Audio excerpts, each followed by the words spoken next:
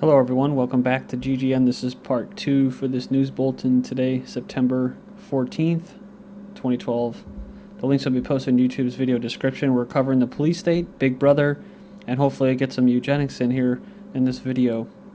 So we just covered about the police brutality and stuff like that. Nothing really new. They're just building the case for cops being illegitimate, not to get you all infuriated to start getting violent against them. Because really, they think that they have power over you, and I guess the biggest thing is just allowing them, or not allowing them, but giving them the perception that they have authority or power over you, right? So, and not really try to instigate them. Just do what you gotta do, and anything that you do will be offensive to them. That's the whole thing about what I was talking about, getting tickets when there's no victims. You know, you speed, where's the victims, right? You didn't turn on your turn signal. Who got hurt, right? Nobody. Well, the way the police act is it's an offense. You offended them. You've offended the city of whatever, right? You offended them. That's there's a victim there, and it's them. So that's how they assume it. So you gotta kind of look at it from their perspective, which is completely ridiculous. Anyways, so now they got cameras to watch other cameras because people are shooting them and pulling the cords out and stuff like that. Law enforcement is now getting a bunch of information from the internet to help law enforcement. But then we move on to this. Rochester city employees caught by red light cameras 119 times. And it goes on here, it says violators won't have to pay. We're just talking about how these NYPD officers are actually killing hostages as they're trying to get away, and one of them actually crashed into an SUV. The driver was reportedly sitting at a red light when the speeding officer careened into him. So yeah, now they're going through cameras and stuff like that, going through lights, and they're hitting people, and they're getting tickets that they're not going to pay for. This is my website if you're new, GGN or Global Government News, ggnonline.com. There's a poll up here. Well, was the production and coverage of the anti-Muslim film a ploy by the Zionists to incite anger towards the U.S. for not supporting an Israeli attack on Iran? So far, 66% of the voters are saying yes, followed by 11% saying maybe, and 22% saying not sure. You have a news archive over here. Also, I'd like to thank those who donated to me recently. It's very much appreciated. Everything helps. Okay, so the next article I have up talking about Big Brother is Big Brother or Peeping Tom. In the UK, they're installing CCTV cameras in school bathrooms and changing rooms. Over 200 UK state schools have installed cameras in bathrooms and changing rooms to monitor students. A recent surveillance survey reported British parents will likely be shocked by the study's findings. And I can't really get rid of that thing there, but it says surveys based on a Freedom of Information request conducted by Big Brother Watch. The report will come as a shock to many parents, says the director of the Big Brother. Schools need to come clean about why they're using these cameras and what is happening to the footage. There's a total of 825 cameras installed in the bathrooms and changing rooms of 207 different schools across England. And this has to do with the future of generations, right? You got those old people shooting out, old people giving that cop shit. You got, people my generation, Generation X, whatever, shooting at cameras or stop signs. Well, the younger generation, that's the target, really. So when they go through the TSA at the airports, and now the bus stations, and now train stations, and they're going to get basically violated, their personal space violated by some total stranger, right? Now, this is horrible because now they're in the bathrooms as well. So this is to tell them they have no privacy. This is a psychological, not experiment, this is programming for the future. To tell them that you're going to be living, and you do live, in a completely monitored state. And there's nothing you can do about it. So unfortunately, this is going to get your blood boiling, but this is like everything else, right? You got to question the legitimacy of their authority. Well, the principal of this re-education camp says in southern England that the cameras in her school are one per bathroom, are located nowhere near the toilet cubicles. Well, I know why they're in there, for smoking, whatever, but they don't belong in a bathroom, right? It says here the images are not looked at unless there's been a reported problem, and images are deleted after a maximum of 30 days. So if you believe that, you go ahead and believe that, and you be naive, right? More surveillance cameras to curb high-rise littering. So this is a new thing a new trend from August 30th, 2012. Residents in 5 estates will have surveillance cameras deployed in their estates to curb high-rise littering. The National Environment Agency said the next 3 months cameras will be mounted on rooftops, 100 locations. The NEA said there are more serious littering cases and regular complaints from residents in some parts of these neighborhoods. Those caught littering on camera will be charged in court and have their cases publicized. They said their surveillance cameras, together with video analytic software, and of course is going into pre-crime, have proven effective in trials conducted in the NAB high-rise litter bugs. So, I don't like cigarette butts being thrown around and stuff like that, but I don't think everybody should be surveilled, especially when you know how ridiculous it's going to get. This is, again, Alaska. That was in Singapore. Now this is Alaska. Trash cams catch litter bugs in the act. So yeah, this sucks when people do that and they dump on the sides of roads and stuff like that. We have EcoSnoop iPhone allows you to report polluters. So this is what it really is getting all about this iPhone app that allows you to report polluters in your neighborhood without being worried about repercussions. So plus you can post them on the web and embarrass your neighbors into stop being such an inconsiderate jerk. So just like the chatting with the police in that last video in the beginning, it's about getting people more used to snitching out on each other. So, because we know that the governments don't give a shit about the environment, especially the EPA. The green police are no longer a joke. The UN may create an army of green helmets to fight climate change from July of last year. Just thought I'd throw it in there. Talking about peacekeeping, right? And humanitarian missions. Well, now they're going to be fighting for the planet. Green helmets. Newfoundland trash problem. St. John's hiring security to catch polluters.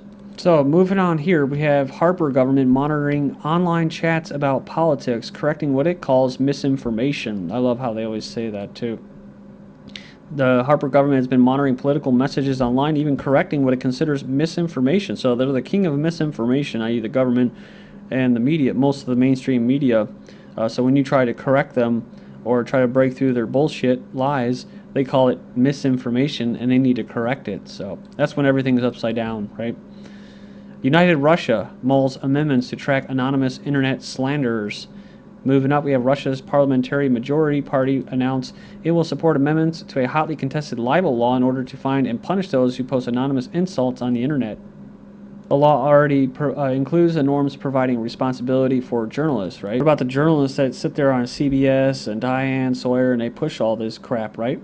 They're not telling the truth most of the time. They're distorting it a lot. They're twisting it a lot. But then we have, what shall we do if some anonymous user makes insulting statements? Ooh, you don't want to be bullied or harassed, right? And that's why recently I noticed on YouTube they've been trying to coerce me and force me into putting my full real name onto my YouTube account, which is fine. People that donate, you see my real name, even in certain parts. On my profiles, you'll see my full name, But, what's this whole thing of forcing you to put all your personal shit on there if you don't want to? License plate readers, because it's about dissent, and they want to be able to do that. So, license plate readers create massive intelligence database, talking about these little cameras on these cars. So here they go. Do you want to have these cameras all over there? Just a video recording everything? Well, you don't have any privacy. There's no expectation of privacy. And they're telling you now they're going to try to sell this to you, right? This is engineered consent. Did you get anything in the mail about this stuff? Did I get anything? No, we didn't. We didn't get asked. It's not a fucking democracy. We don't all have a say. This isn't some merry, happy Brady Bunch show. This is a fucking dictatorship. This is called engineered consent. So they will tell you why you're going to like it and why you're going to accept it, even though you don't have a choice. Over the past 2 years, roof-mounted license plate readers, a kind of high-tech surveillance camera, have quietly led authorities in the Pikes Peak region to score scores of stolen vehicles. They have also helped capture fugitives and kept tabs on paroled sex offenders, all by automatically scanning roads and parking lots with lightning-fast optics capable of photographing a license plate in the blink of an eye, or hundreds of license plates during a single patrol. So, if you're not for this, then you're all for this, right? But according to documents obtained by the Gazette under the Colorado Open Records Act, the devices are watching more than just lawbreakers. Then the Colorado Springs police report shows that the use of license plate readers has allowed the city's department to construct a searchable data bank containing hundreds of thousands of license plates belonging to ordinary drivers, with each entry disclosing when and where police last spied on a certain vehicle, which potentially gives investigators a view into where people travel and how they spend their time. So this is pretty crazy. So we're talking about pre-crime, we're talking about analytics. So here you go, blood boiling again. Right here, Captain Dave Santos of Colorado State Highway Patrol says, I don't see the violation of privacy. I just don't. He added that Colorado driving is a privilege rather than a right, which is just a complete, it's just a flat-out lie. You do have the right to travel freely and unhindered by getting harassed by these douchebags, and he drew a legal distinction between tracking license plates and individuals. See, in the Plato's Republic that we're living in, of engineer consent, like I was talking about, it's all about privileges, right? Everything is a privilege, and all these laws are out there. So basically, everyone could be considered a possible criminal. So you have no expectation of privacy. You have no expectation of not being messed with by authorities, because you could be guilty. Let's just assume that you're guilty until you're proven innocent. Then we have feds say mobile phone location data not constitutionally protected. So they don't need a constitution to spy on you. We all know that. The Obama regime told a federal court Tuesday that the public has no reasonable expectation of privacy in cell phone location data. Well, that's because there's nothing that they can do about it. As long as you voluntarily carry a cell phone, you carry a GPS device that under terrorism laws and that can be accessed by these local police offices, departments. But they're not just local police departments. These are federal agencies right in your local city, because they're all federalized, they're all militarized, and they're all fused. They're called fusion centers or intelligence sharing networks. Every state has them. They say authorities may obtain documents detailing a person's movements from wireless carriers without probable cause warrant. So, Apple, we didn't pass iPhone, iPad device IDs to FBI. Both the FBI and now Apple have come forward to state that they had no involvement the ongoing Utagate, which led to more than 1 million iOS device codes leaking to the web. So one of the things that the authorities like to play to give the illusion that you have some kind of decision or choice, and this code democracy, is what? Is warrants, is the Constitution, political law. Those are all things that are on their side to be used against you.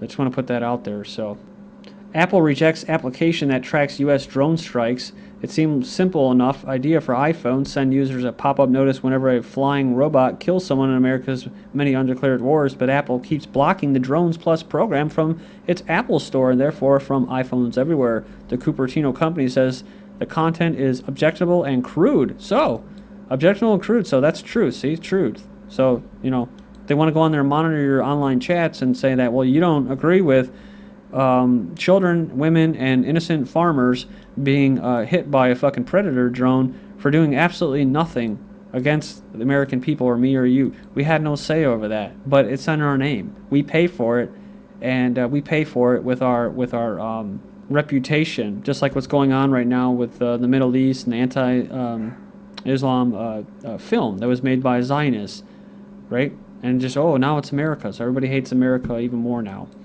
Television stations could start using drones to cover news stories.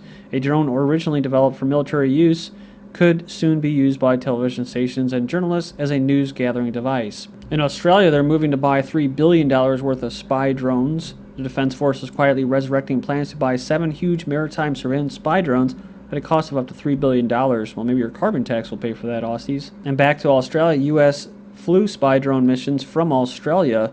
They flew highly classified Global Hawk spy drone missions from the Royal Australian Air Force Base in Edinburgh in South Australia from late 2001 to at least 2006. Not really surprised, though, because they were trying to get a base going, Marine base in Darwin. So, again, not going away. Police to use drones for spying on citizens.